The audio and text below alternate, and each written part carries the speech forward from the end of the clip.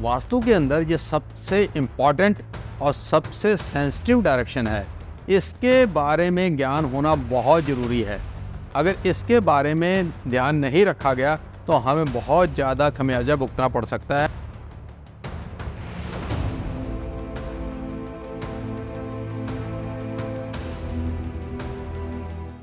नमस्कार दोस्तों, आज हम बात करेंगे नॉर्थ ईस्ट डायरेक्शन के बारे में, यानी कि उत्तर पूर्व दिशा के बारे में।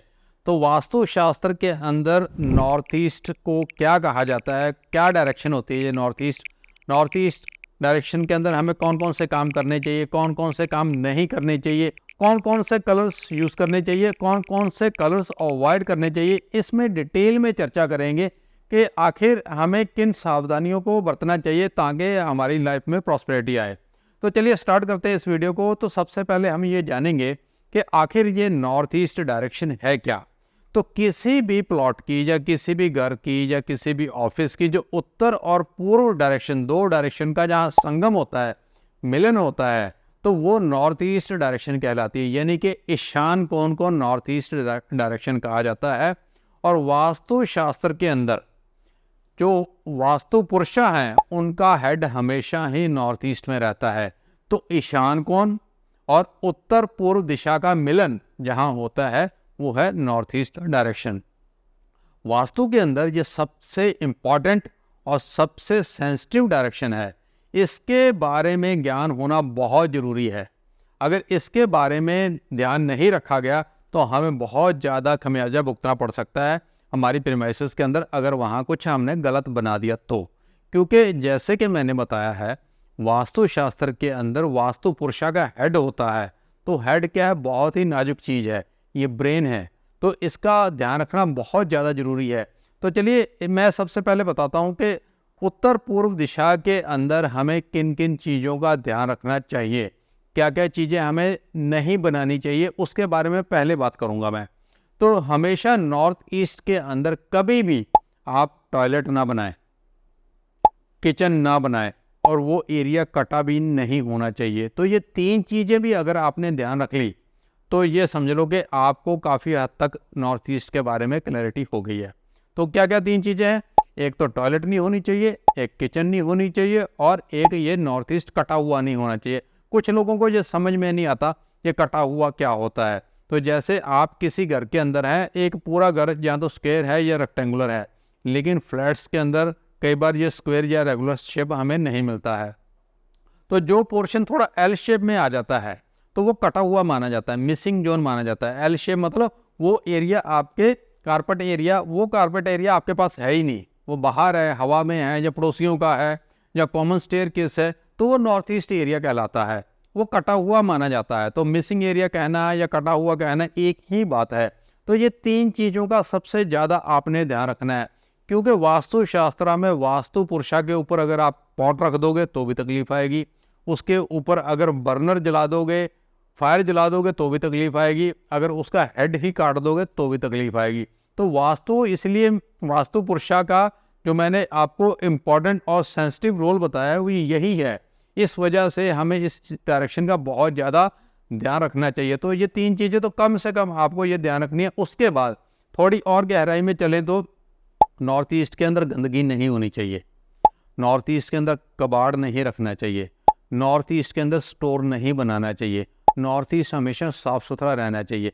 अब इसके साथ साथ हम क्या क्या काम कर सकते हैं? नॉर्थ ईस्ट को हमेशा साफ़ सुथरा खुला रखें।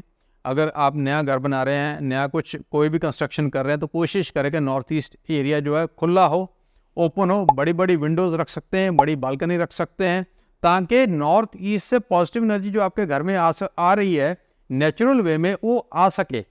अगर आपने नॉर्थ ईस्ट ही ब्लॉक कर दिया तो आपको आपके घर में पॉजिटिव एनर्जी आएगी कहाँ से? तो नॉर्थ ईस्ट का जितना खुला रहेगा आपके प्रीमाइसेस का, उतना ही ज़्यादा पॉजिटिव एनर्जी आपके घर में आएगी। उसको ब्लॉक नहीं करना चाहिए किसी भी तरीके से। नॉर्थ ईस्ट डायरेक्शन को आपको ब्लॉक नहीं करना है, उसको वाइडर रखना है, उसको खुला रखना है, उसको साफ़ सुथरा रखना है। उसमें बच्चों का बेडरूम हो सकता है, उसमें मंदिर हो सकता है, उसमें ड्राइंग रूम हो सकता है, वो खाली एरिया भी हो सकता है, स्टडी रूम हो सकता है। तो बहुत कुछ आप नॉर्थ ईस्ट डायरेक्शन के अंदर कर सकते हैं, बहुत सारे ऑप्शन हैं इसके अंदर। और यही अगर ऑफिस है तो ऑफिस में इन चीज़ों का ध्यान रखना है आपको, वहाँ पर भी किचन ना हो, टॉयलेट ना हो, कटा हुआ ना हो, इन चीज़ों का ध्यान रखना है, साफ़ सुथरा होना चाहिए। वहाँ आप वर्क स्टेशन बना सकते हैं, कोई टेंशन नहीं है, वहाँ बैठ के आप काम कर सकते हैं। कुछ लोग कहते हैं कि नॉर्थ ईस्ट में किसी को नहीं बैठाना है, ऐसा नहीं है, वहाँ कॉन्फ्रेंस रूम भी हो सकता है, तो ये सारे काम आप कर सकते हैं। अब मैं बात करूँगा कि नॉर्थ ईस्ट डायरेक्शन के अंदर कौन कौन से कलर आपको बिल्कुल भी यूज़ नहीं करने चाहिए। तो नॉर्थ ईस्ट के अंदर आपको रेड फैमिली से रिलेटेड कलर बिल्कुल भी यूज़ नहीं करने चाहिए। रेड फैमिली का मतलब है red, pink, brown, cherry, chocolate, copper, orange, ये पूरी रेड फैमिली है। ये वाले कलर आपको नॉर्थ ईस्ट डायरेक्शन के अंदर यूज़ नहीं करने चाहिए। तो दोस्तों अब हम बात करेंगे नॉर्थ ईस्ट डायरेक्शन के अंदर ऑस्पिशियस कलर कौन कौन से हैं जो कि आपको यूज़ करने चाहिए, यूज़ कर सकते हैं आप। तो अच्छे कलर जो हैं, बहुत अच्छे कलर हैं, वो है पिस्ता green, blue, white, of white, cream. ये सारे कलर आप इस डायरेक्शन के अंदर, नॉर्थ ईस्ट डायरेक्शन के अंदर आपको यूज़ करने चाहिए।